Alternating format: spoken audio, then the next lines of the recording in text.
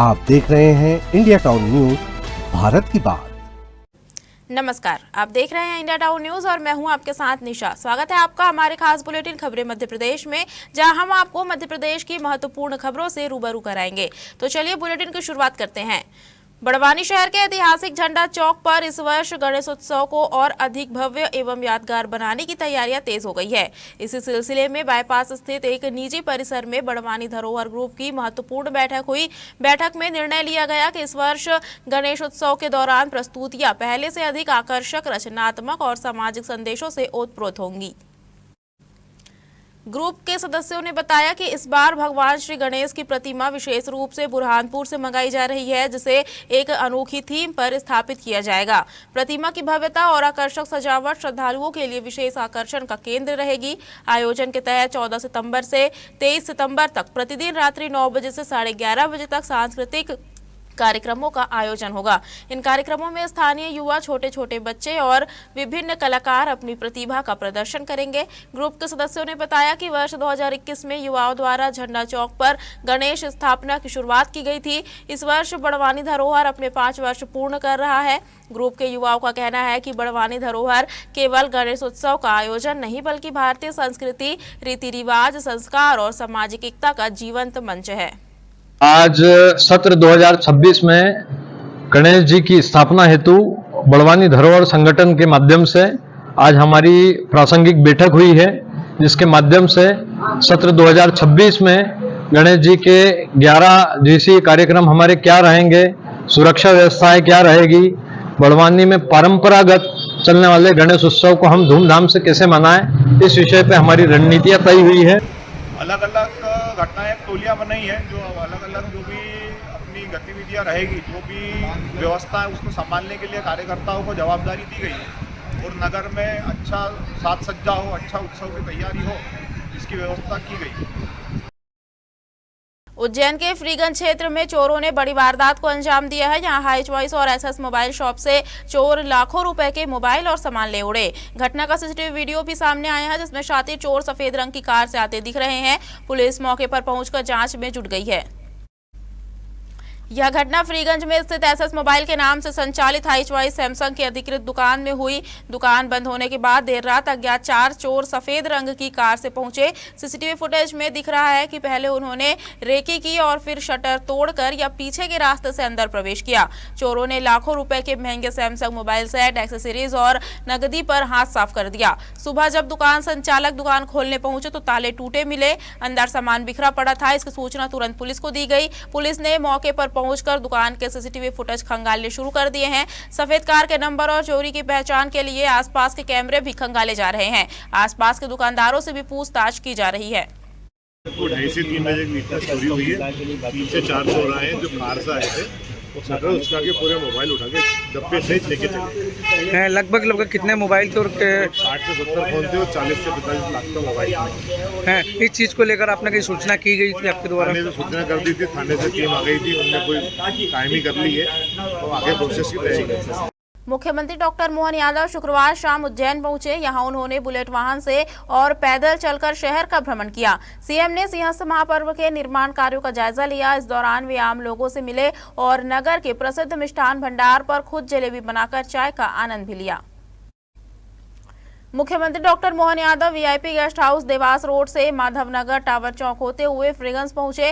Freeganj bridge के समांतर बन रहे नए ब्रिज का अवलोकन किया और सेतु विभाग के अधिकारियों से काम की प्रगति की जानकारी ली। इसके बाद कोयला फाटक से कंठाल चौराहे तक चल रहे मार्ग चौड़ीकरण कार्य का निरीक्षण किया। सीएम ने कोयला फाटक से निजातपुरा तक पैदल भ्रमण किया। इस दौरान स्थानीय नागरिकों और दुकानदारों से बातचीत कर उनका कुशल क्षेम पूछा। कंठाल चौराहे की प्रसिद्ध दुकान पर पहुंचकर सीएम ने जलेबी बनाई और शाम की चाय का आनंद लिया। यादव ने सावन भादों में निकलने वाली भगवान महाकाल की सवारी के प्रबंधन को लेकर अधिकारियों और जनप्रतिनिधियों से चर्चा भी की।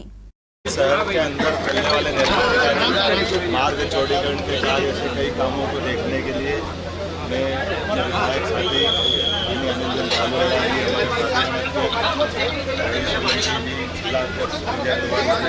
प्रशासन के अधिकारियों के साथ जैसे जैसे समय स्तर आ रहा है, ऐसे जो काम पूरे होते जा रहे हैं। उसका आनंद भी मिल रहा है, जनता के साथ उनकी प्रतिक्रिया भी देख रहे हैं और जनता बहुत प्रसन्न भी है।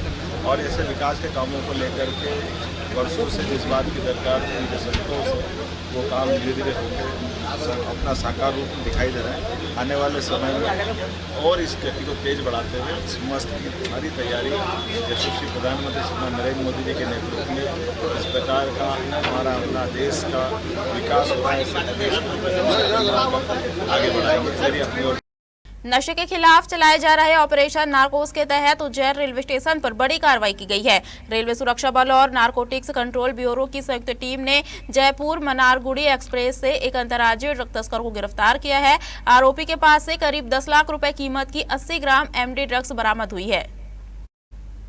आरपीएफ को एनसीबी इंदौर से सूचना मिली थी कि जयपुर मनारगुड़ी एक्सप्रेस के जरिए मादक पदार्थ की तस्करी की जा रही है। सूचना के आधार पर ट्रेन को उज्जैन स्टेशन पहुंचते ही आरपीएफ और एनसीबी की संयुक्त टीम ने जांच शुरू की। जांच के दौरान S1 कोच में एक संदिग्ध युवक मिला। पूछताछ में उसने अपना जोधपुर राजस्थान निवासी राजू बिश्रोई बताया। उसके बैग की तलाशी लेने पर 80 ग्राम एमडी ड्रग्स बरामद हुई, जिसके अंतर्राष्ट्रीय बाजार में कीमत करीब 10 लाख रुपए बताई जा रही है।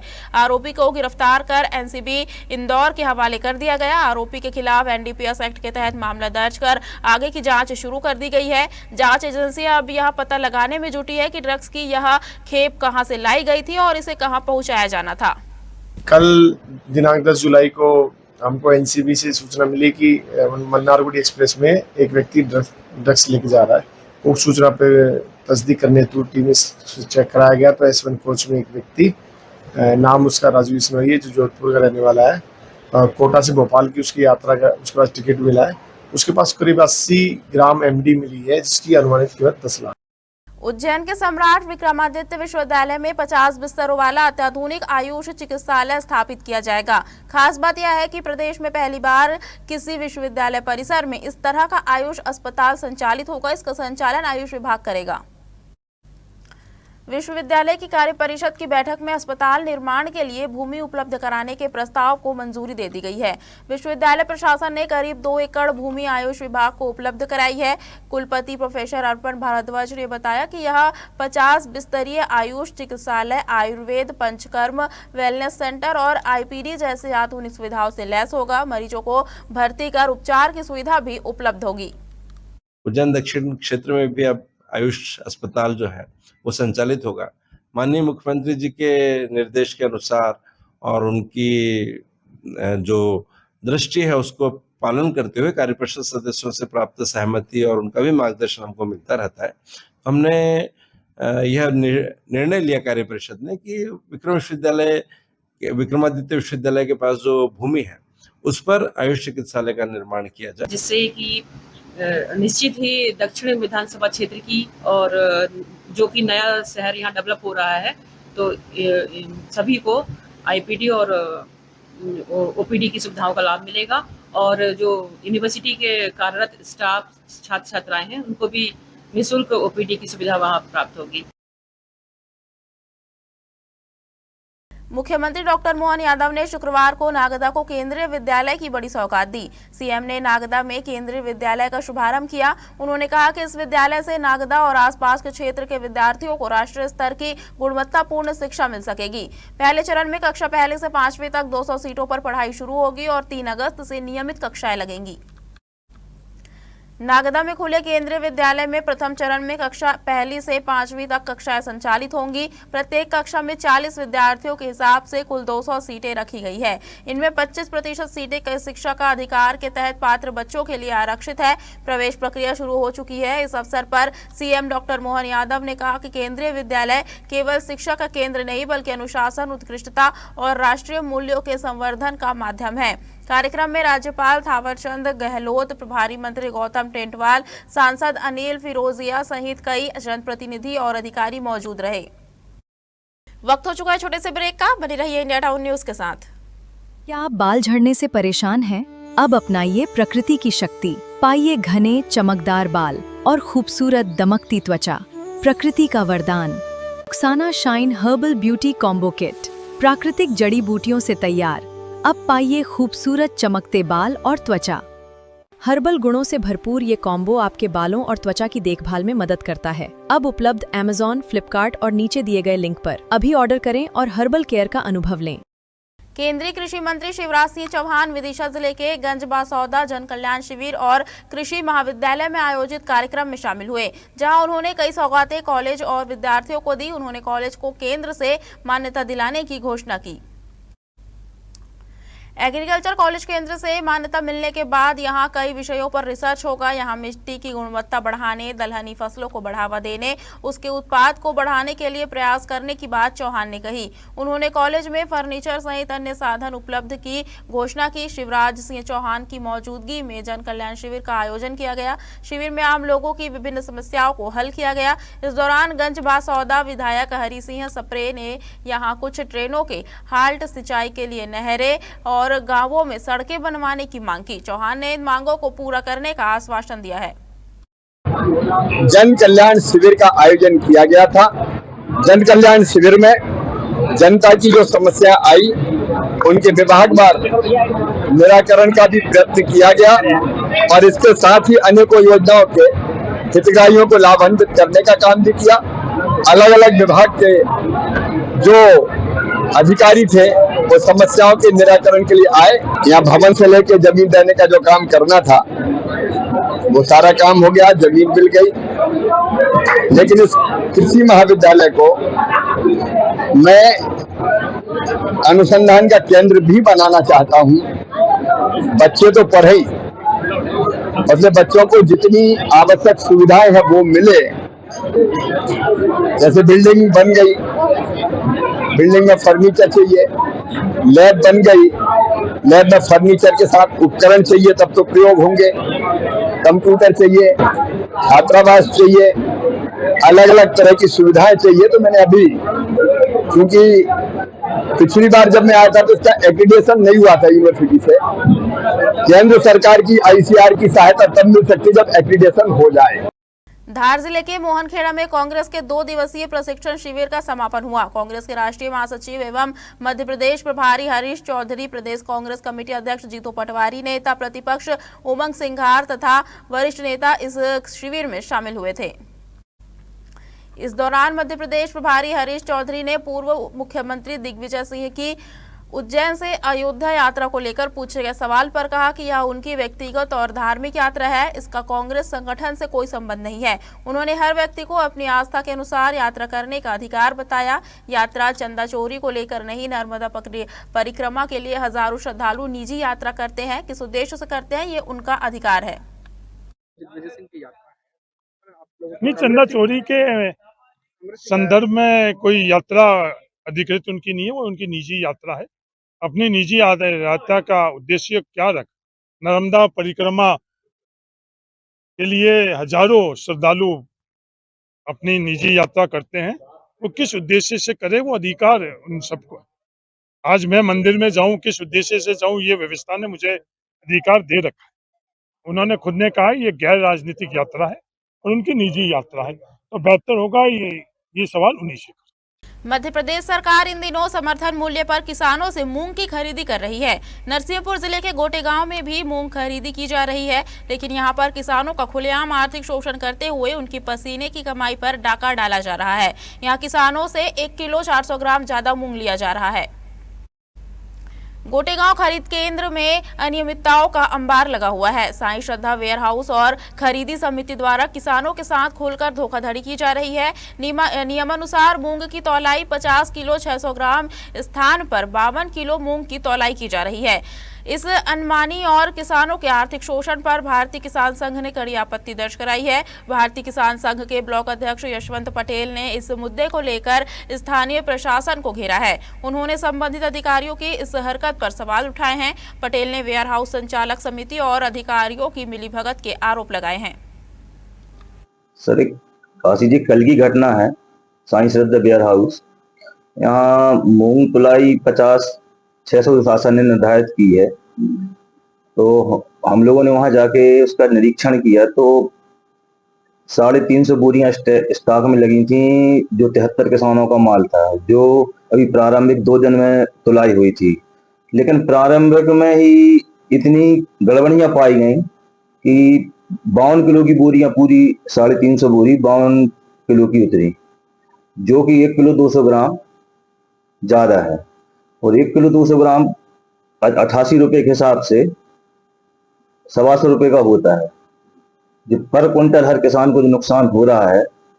और इसके बाद मैंने अनुविभागीय अधिकारी अपने एसडीएम मैडम को फोन किया, तो उन्होंने अपने कृषि अधिकारी एसडीओ त्रिपाठी जी और तहसीलदार महोदय को निरीक्षण के लिए भेजा। हिंदू युवती से एक धर्म विशेष के युवक द्वारा किए गए दुष्कर्म का मुद्दा गर्मा गया है। कथित लव जिहाद और लैंड जिहाद के विरोध में सनावत नगर के मुरली मनोहर मंदिर से हिंदू समाज के हजारों महिला पुरुषों ने विशाल आक्रोश रैली निकाली। नगर के हिंदू संगठनों के आह्वान पर सैकड़ों महिलाएं हाथों में नारे लिखी हुई तख्तियां लेकर नारेबाजी करती रही। जय श्री राम के घोष लगाए जा रहे थे। एसोसिएशन चौक मोटक्का चौराहों पर विगत दिनों एक धर्म विशेष के युवक द्वारा हिंदू युवती के साथ किए गए दुष्कर्म को लेकर भाजपा की वरिष्ठ नेत्री एडवोकेट ज्योति यवतिकर और अमिता मंत्री ने रैली को संबोधित कर विरोध दर्ज कराया। बस स्टैंड पर हिंदू संगठन प्रमुख जितेंद्र राठौर ने दुष्कर्म करने वाले युवक के पिता की करतूतों के बारे में बताते हुए कहा कि सन 2000 में चप्पल का ठेला लगाने वाला आज 80 करोड़ का भूमाफिया कैसे बन गया, किसने हिंदुओं को सताया है, उनकी जमीन हड़पी है। जुनैद अहमद ने नगर में अनेक जमीनों पर अवैध कब्जा कर करोड़ों की अचल संपत्ति तथा कथित तरीके से अपने नाम कर ली है। उस संपत्ति की जांच कर उसे बुलडोजर से ध्वस्त किया जाए। प्रशासन को जितेंद्र राठौर ने 10 दिन का समय देकर इसकी जितनी भी अनैतिक संपत्ति है उस पर बुलडोजर की कार्रवाई करने की मांग उठाई। रैली में नगर के लोग अपने प्रतिष्ठान बंद कर शामिल हुए। हजारों लोगों की भीड़ जनाक्रोश रैली में थी। एसडीएम सत्यनारायण दर्रो के आश्वासन के बाद रैली का समापन हुआ। सकल हिंदू समाज सनावत की ओर से कलेक्टर महोदय के नाम एक ज्ञापन दिया है। ज्ञापन में जुनैद अहमद है उसके विरुद्ध कार्रवाई के लिए उन्होंने कहा है। क्योंकि इसमें हमने जुनैद अहमद का नोटिस भी दिया है और सीएमओ को भी हमने इसमें निर्देशित किया था कार्रवाई के लिए। क्योंकि इसमें कार्रवाई अभी नहीं हुई है, लेकिन हम तत्काल इसमें कार्रवाई करेंगे। बाकी जो 16 तारीख को जो जुनैद के द्वारा उसके लड़के के द्वारा लव जिहाद की जो घटना को अंजाम दिया गया है और पूर्व में कई बार उसके द्वारा लैंड जिहाद की घटनाओं को अंजाम दिया गया है, उसके हौसले इतने बुलंद हो गए कि उसका एक नहीं अनेकों उसके ऐसा कांड किए हुए हैं, जिसको लेकर हिंदू समाज ने सकल हिंदू समाज ने आज मिलकर थाने में कलेक्टर महोदय को ज्ञापन दिया गया है। विदिशा जिले के सिरोंज क्षेत्र के लटेरी में स्थित जंगल का एक बड़ा भाग विवाद का विषय बन गया है। जंगल के कंपार्टमेंट क्रमांक 469 का स्वामित्व आखिर किसके पास है, यह चर्चा का विषय बना हुआ है। दरअसल लटेरे स्थित जंगल के कंपार्टमेंट 469 की जमीन के 80% हिस्से पर अवैध कब्जे हो गए हैं। इस जमीन को लेकर आए डीएफओ के बयान पर सवाल उठ रहे हैं। वहीं सरकारी रिकॉर्ड कुछ अलग ही कहानी बयां कर रहा है। 2 विभागों की खींचतान में सरकारी जंगल लावारिस हो गई है। नेशनल हाईवे के किनारे स्थित इस वन भूमि पर बड़े पैमाने पर अतिक्रमण हो गए हैं। वन विभाग और वन विकास निगम जिम्मेदारी का ठीकरा एक दूसरे पर फोड़ रहे हैं। वन विभाग कहता है कि कंपार्टमेंट 469 उसका नहीं है, वहीं वन विकास निगम ने इस कंपार्टमेंट को वन विभाग से लेने की बात को सिरे से खारिज कर दिया है। ऐसे में सवाल उठ रहा है कि आखिर इस जंगल का मालिक है कौन। इस भूमि के 80% हिस्से पर अतिक्रमण हो जाने के बावजूद कार्रवाई नहीं हो रही है। उसको हटाने की कार्रवाई कर रहा है, विभाग के हटाने की कार्रवाई कर रहा है। वो निगम के पास है दोनों कक्ष क्रमांक, और आपके पास है, निगम के पास नहीं, आपको जानकारी नहीं है, आप जानकारी निकाल लीजिए, है ना। जानकारी के बाद नहीं करता सर, तो आप निकाल लीजिए जानकारी, है ना। उसके बाद फिर आप बात करिए। कभी नहीं रहा निगम के पास, हमेशा से आपके पास। चलिए फिर चेक करवा लेंगे उसको। हमने तो जिलाधीश महोदय को बलरामपुर की और बलरामपुर से जुड़े हुए वन विभाग की, रतनगढ़ की, आलमपुर की और मुरवास की, तलैया की, जहाँ से 2 बार मैं अतिक्रमण हटवा चुका हूँ, सरकार हटा चुकी है। वहाँ की शिकायत भी की है, लिखित में भी निवेदन किया है और सामूहिक नफ्ती की भी मांग की है। और इससे वन विभाग बदनाम हो रहा है, सरकार बदनाम हो रही है, वन विभाग के अधिकारी कर्मचारी बदनाम हो रहा है। कई लोगों की तो रील चल गई पैसा लेते हुए, बात करते हुए। उसके बाद भी प्रभावी काम ना होना ये वन विभाग की विफलता है। शाजापुर जिले के कमलापुर से प्रधानमंत्री आवास योजना में भ्रष्टाचार का मामला सामने आया है। यहां एक दंपति ने आरोप लगाया है कि उनका नाम आवास लिस्ट में आया था। इसके बाद आवास की कुटी के नाम पर उनसे पंचायत स्तर के मंत्री द्वारा 20,000 रुपए की मांग की गई। दंपति ने 10,000 रुपए दे भी दिए, लेकिन बाकी रकम नहीं दे पाने पर आवास देने से साफ इनकार कर दिया गया। दंपति ने सीएम हेल्पलाइन 181 पर भी शिकायत की है, लेकिन अभी तक कोई निराकरण नहीं हुआ है। कमालपुर निवासी पीड़ित दंपति का कहना है कि प्रधानमंत्री आवास योजना के तहत उनका नाम सूची में शामिल था। पंचायत स्तर के मंत्री ने आवास दिलवाने के एवज में उनसे 20,000 रुपए की मांग की। आरोप है कि दंपति ने 10,000 रुपए मंत्री को जमा करा दिए। जब शेष 10,000 रुपए की व्यवस्था नहीं हो पाई तो मंत्री ने आवास देने से मना कर दिया और कहा कि अब लिस्ट में नाम नहीं है। इससे परेशान होकर दंपति ने मुख्यमंत्री हेल्पलाइन 181 पर भी शिकायत दर्ज कराई, लेकिन अभी तक कोई कार्रवाई नहीं हुई है। इस मामले को लेकर गांव में आक्रोश है। ग्रामीणों का कहना है कि गरीबों के लिए बनी पीएम आवास योजना में इस तरह पैसे मांगना गलत है। पीड़ितों ने शाजापुर कलेक्टर से दोषियों पर सख्त कार्रवाई और उन्हें आवास दिलवाने की मांग की है। हमारे खास बुलेटिन खबरें मध्य प्रदेश में फिलहाल इतना ही है। मुझे दीजिए इजाजत और आप देखते रहिए इंडिया टाउन न्यूज, भारत की बात। नमस्कार। आप देख रहे हैं इंडिया टाउन न्यूज, भारत की बात।